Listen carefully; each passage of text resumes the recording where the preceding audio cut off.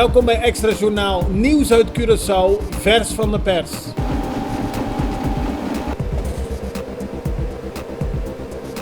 En dit is het nieuws van vandaag. De directie van de raffinaderij heeft laten weten dat partijen die geïnteresseerd zijn in de bedrijfsvoering van de raffinaderij eerst aan de eisen moeten voldoen die gesteld zijn.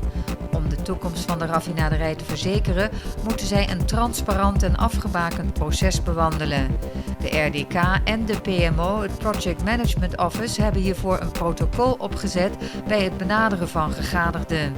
Alle partijen moeten hun integriteit, kennis van zaken en financiën kunnen aantonen.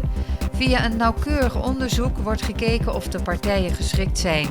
Op 15 juli kunnen zij dan een non-binding proposal indienen, zo liet de directie weten. De advocate van Gerrit Schot heeft laten weten dat haar cliënt wel degelijk al 3 dagen geen eten meer tot zich neemt. Directeur Ernie Florent van het SDKK had aan de media laten weten dat het om nepnieuws gaat.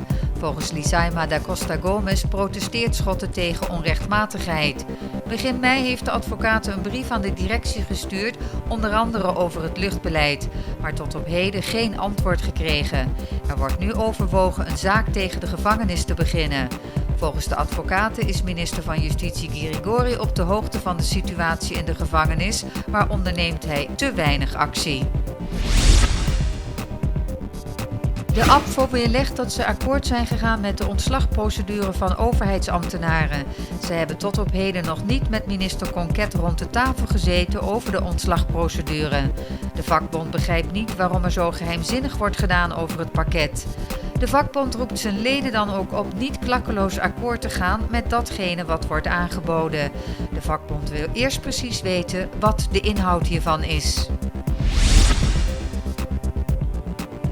Bij een controle in de justitiële inrichting Caribisch Nederland op Bonaire is bij een controle een portable gevonden in de cel van oud-minister van Financiën George Jamaluddin. Jamaluddin wordt verdacht van betrokkenheid bij de moord op Helman Wiels. Hij zit voor zijn eigen veiligheid in de gevangenis op Bonaire. En het is al de 3e keer dat hij in het bezit is van een telefoon. De directie gaat over tot zwaardere maatregelen. Hoofdofficier Ter Stegen is op de hoogte gesteld door de inrichting. Hij laat weten dat ook het politiekorps Caribisch Nederland over de zaak is ingelicht. Steeds meer toeristen gaan niet meer naar hotels, maar zoeken een alternatief. Uit een analyse komt naar voren dat de grote hotels, maar ook de kleinere, in bezetting naar beneden zijn gegaan. En niet vanwege een teruggang in toeristen. De eerste 3 maanden van het jaar tonen een recordstijging aan, zo zegt de Chata. Een groot aantal toeristen verblijven in appartementen of in Airbnb's, die de laatste tijd ook veel worden aangeboden. De hotels hebben in de afgelopen tijd hun prijzen verhoogd. De Chata houdt een en ander nauwlettend in het oog. Xander Bogaerts, de speler van de Boston Red Sox, is toch uitgenodigd om deel te nemen aan het Major League Baseball All-Stars team. De Arubaanse kortstop doet voor de 2e keer mee. Door een blessure van Hunter Pence van de Texas Rangers mag hij toch meedoen. De All-Star-wedstrijd wordt op dinsdagavond 9 juli gespeeld. Ozzie Albies en Kenley Jansen zijn ook geselecteerd.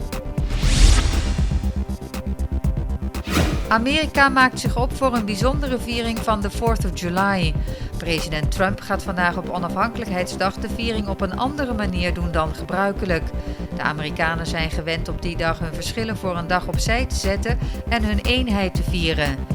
Trump heeft aangekondigd een militaire parade met overvliegende straaljagers en een vuurwerkshow te willen presenteren. Hij zal op de plek waar Martin Luther King zijn beroemde I Have a Dream speech hield, zelf een speech houden. Er is veel kritiek op deze plannen.